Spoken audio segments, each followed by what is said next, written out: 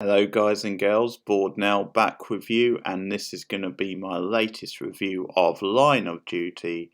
So this is Series 6 Episode 3, and I will be going into full spoilers as always. And thank you for the responses on last week's review, some interesting theories put out there and some good comments, so thanks for joining along the conversation. Apparently members of the cast had said that this series is really impressive and just filmed some of the best episodes of the whole show. So that's really saying something. So that had me really looking forward to what's to come. And it continues this week. I have to say this episode was even better than the last. I think you can see this series really building into potentially one of the best of the whole show, and there's so much going on again in this episode, but it's all handled really well. People who have watched this episode will know that some of the stuff that really stands out is the callback from the previous seasons. They go as far back into it as series 1 with the whole Terry Boyle's case and situation, because in this episode, at the start of the episode, there's a witness that's brought forward or comes forward claiming she was on hand the night of question in the pub where supposedly Terry Boyles was there, and she kind of is nervous about really saying much, reluctant to really confirm it. But then when they meant about the other person, different looking, or some off the cuff remark, and Kate and Joe are watching at the time, and there's this nervous response from her where she says, "Sorry, was that wrong thing to say?" As in the witness, Deborah says that.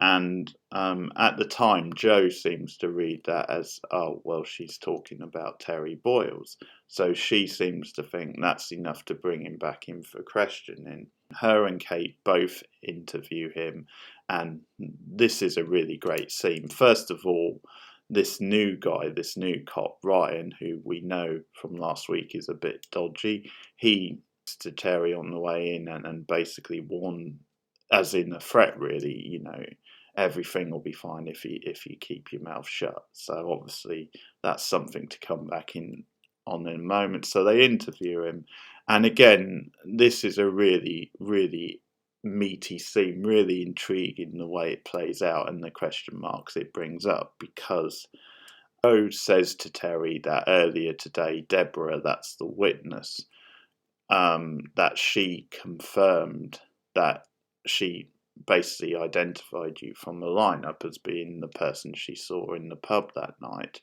with Ormadroid. And he starts getting quite nervous and doesn't really respond. Kate takes a subtler sort of approach, but actually does press him a bit more after a while than Joe does, which is an interesting turn. And Terry kind of at one point mentions another man that was there that night, which, obviously hints that that guy may have been talking about the murder of Banks. So Kate tries to press him a bit more, but Terry's clearly distressed, sort of goes into like a nervous breakdown. And it's actually Joe who steps in, which is intriguing. She kind of says, well, I'm worried about his safety at this point. We'll call him back for another interview at a later date. And it's actually Kate who presses. Now, when they go into the hall, she confronts Kate, that being Joe, and says, we have to do this by the book. If we get like some sort of a confession or like information out of him this way, and this gets taken to court, basically the jury won't look upon us very favourably. They'll accuse us of being, badgering not like a mentally challenged man to get information, and that'll work against us. So what I like about that is it's a good point. It's a good point from Joe, and I think Kate was pressing too hard, but at the same time, in the background, you're suspecting that Joe has her own interior motives. So it's a very clever bit of writing, the way she positions it as something which is legit. And I think this shows that if she is sort of up to no good, is basically a dodgy cop, which we suspect at this point, then she's very good at covering that up by going by the book and using, legit sort of concerns, but for underhanded purposes that you could read either way.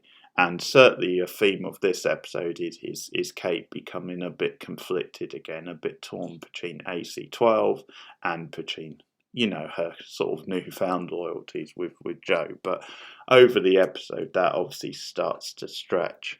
Terry's taken back to his accommodation by Ryan and another police officer. And Kate, just, I guess, because she suspects something funny is afoot, she actually follows them with premises or something. So he directs the other officer who's driving, and Kate actually checks back with base to see has he been moved, and they say no. And the no good tow rack basically forces the car to go into like a river. His plan is ultimately to kill off Terry, cover your track sort of thing. So the car goes into the river, and he sort of fights with the other officer because it turns out she's not quite dead. So he ends up drowning her, and he's basically about to drown Terry Boyles. But then Kate comes along and she's called back up. So then obviously to cover his tracks, Ryan has to pretend that, he's innocent and that he's obviously then has to save Terry, has to drag him out of the water. That Kate has good instincts because she suspect that something's not quite right. She interviews Ryan later on, and he obviously pleads ignorance. He claims when she asks him about the different location, the different route, that he only found out later that then, it wasn't the right direction. Then, his window on his side just happened to be open, and he claims he opened it because of getting some air, and Kate's like, well, that's a little bit convenient, and he claims lucky. Now, before I forget, actually, before I finish up on Brian, one of the most entertaining bits in the episode is this scene where Buckles, rocky douchebag Brummie cop chief, he gives Ryan a promotion because of his part in, quote unquote, saving Terry Boyles. And then a moment later he goes in his office and he's on the phone to someone, but he's got this golf club that he's swinging. I think it cuts to him twice, and it's like, yeah, that's our douche. It's so entertaining. More on Buckles in a bit, but yeah, to solve this Ryan thing, who is he? Who's the little shit? Well, he's only the kid from Series 1. That's right, he was in Series 1. He was involved back in Series 1, part of a street gang kid who was, taken into custody, but obviously he was too young to, prosecute as an adult. And so he was sort of put in, like a home type thing, and the idea is that he would be, rehabilitated, and that's him. And I will say, first of all, just to be just a tad bit smug, I did actually see this coming, and that's just because I sort of thought it looked like a grown-up version of that kid, and it obviously turned out to be. But that's obviously great writing, and this is revealed later. But I think what's even more clever about it is that in a previous episode, but Kate actually asked him, have I seen you before? And obviously she couldn't figure out where it was. And this is a great payoff to that scene, because that is so realistic, the way you would recognise someone's general appearance like that, even though it's 7 years ago you've seen them. But at the same time, because it's that long ago, you wouldn't twig that it's that person. Whereas if it's someone you'd only seen 2 years ago, you'd probably like twig straight away, probably. But yeah, I think really great writing, really great payoff, and obviously the big question mark which Hastings brings up is, yeah, how the hell did this guy get recruited into Joe Davidson's team when he has like a criminal background and all that? So that's very intriguing stuff. So Reader's apartment, sorry. And Steve cheekily hints at, hey, I'm doing it to try and get potentially other DNA, and where they're doing that, and Joe actually passes in her car. A little convenient, but I guess they're just saying that maybe she's keeping an eye on the house in case something like this happened. Obviously, cottons onto the fact that Ryan was up to no good and that Terry's life potentially is in threat. So that's when she goes to AC12 and makes the decision to put Terry into protective custody. Steve and the new girl, whose name I can't remember, tell me in the comments because she's been in it a fair bit, go to the scrapyard, and they discover then on the night in question of the crime that there was a car that was put in the scrap heap, and it's evidence potentially that there was a replacement. Then Terry Boyles was framed. More intriguingly, and this brings back up series 1,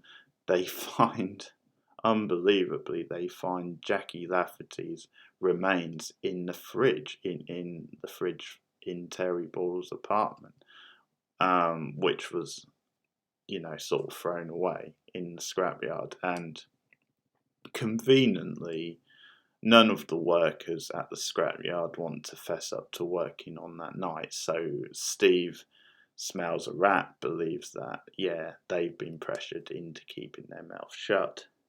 But this seems enough where they're ready to bring Terry Boyles into questioning.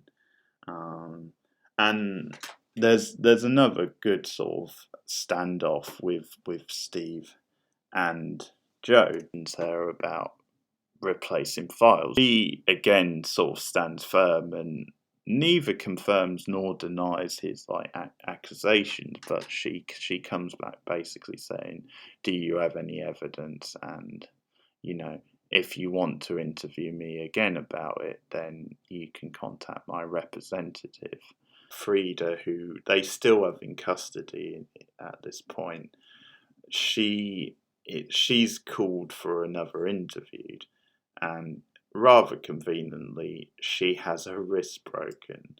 And this is another sort of callback, I think, to a previous season, because I'm pretty sure the girl, or the warden, girl isn't the right name, she's quite old, but the warden who breaks her wrist, I think is the same woman from season 3, I think it is.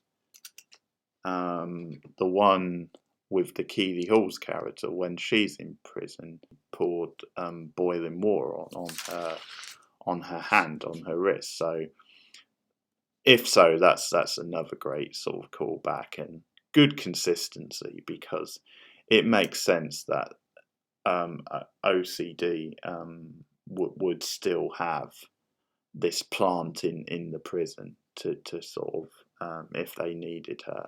So obviously convenient timing, and Frida has to go to hospital. Twist with Buckles, which potentially might be Joe pulling a fast one, is that Buckles, the file which they were looking for, ends up in Buckles' car. Seems like Buckles may have been the one with the files, so AC12 bringing him. And there's a really good scene actually with Kate and with Joe, where Joe says she needed someone who wasn't a bent copper, not a corrupt cop, on her team, and basically that's you. So it's one of these clever lines, but basically she's not really fooling anyone. I think even if it does turn out that she's telling the truth about Buckles and that Buckles is in on this and part of the conspiracy, and let's face it, he's a pretty shady dude, but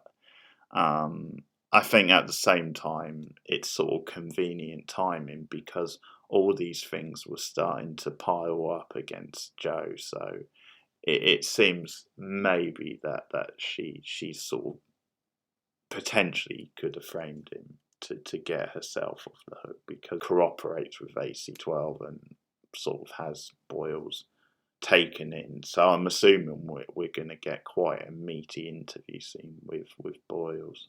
Not Boyle, sorry, Buckles in the next episode. Which no doubt will be an entertaining scene because he's such a entertaining douchebag. We had a Jimmy Savile reference last week. We actually had a reference to Cliff Richard, even though he's not mentioned. And I'm assuming the reason he's not mentioned is because it's a legal thing. Because obviously the BBC got into some trouble over this, but it was basically, it's a reference to when they sort of worked with the police and had a police helicopter flying over his house, and there was never any proof against him, and the BBC had a bit of egg on their face. And how ironic that a BBC show has now used this as part of a storyline.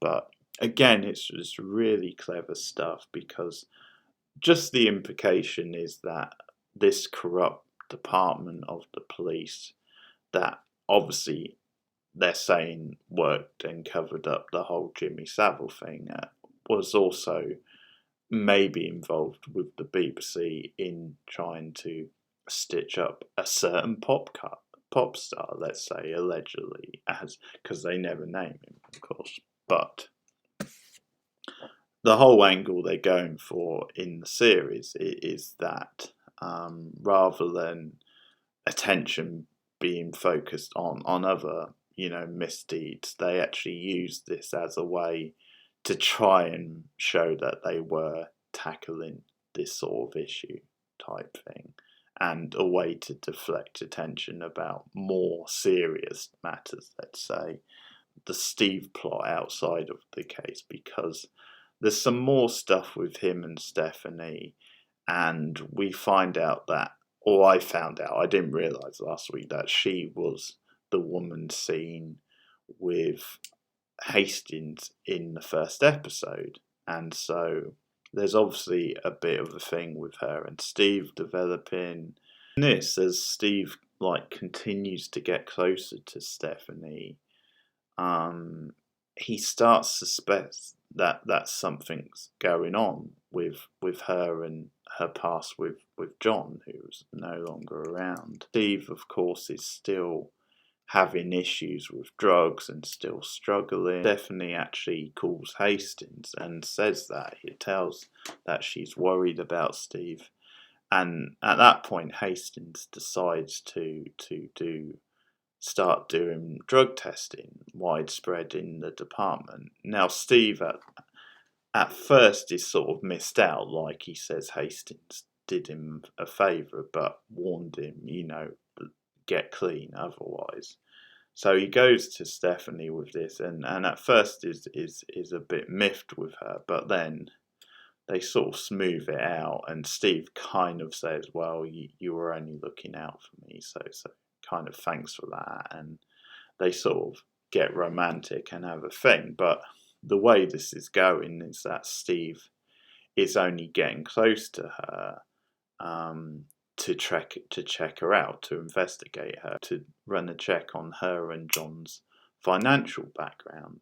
And he gets, the results at one point, but it's not revealed to us what exactly they are. So when he goes back to Stephanie's house and they sort of sleep together, the next morning when she goes off to take the kids to school, Steve has a look around the house, and there's a really clever detail where, because obviously this guy knows what he's doing, he sort of opens the door as if he's about to leave and then shuts the door, and he puts on gloves, and obviously the door thing, I'm guessing, was to look like someone else had come in, and kind of if Stephanie found out anything and it was revealed that it would look like it was someone else. He puts like the gloves on and does a search of the place and finds a package. Like, I can't remember exactly which part of the house, like the attic or somewhere like that. Finds the package,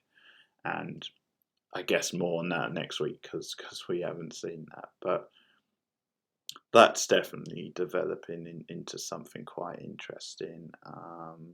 I think the stuff with Steve and the drugs is maybe the weakest so far of the series, just because it feels a bit forced. But at the same time, they're obviously doing something intriguing with him and Stephanie and what's going to be brought out about the past. So I'm okay with it because it definitely seems to be setting up some interesting stuff. And yeah, when you look at this episode, sort of three really strong plots. Obviously, two of them kind of interlock anyway, and then some intrigue with the Stephanie plot as well. So let's see what happens. But yeah, another really cracking episode. As I said, the best of the series so far. And if this can continue building, then I think we're in for a really special series. Let me know your thoughts in the comments below. Like and subscribe, all that stuff. You can also get me on Twitter at Keith Beard, but I'll be back with more Line of Duty and more TV reviews soon.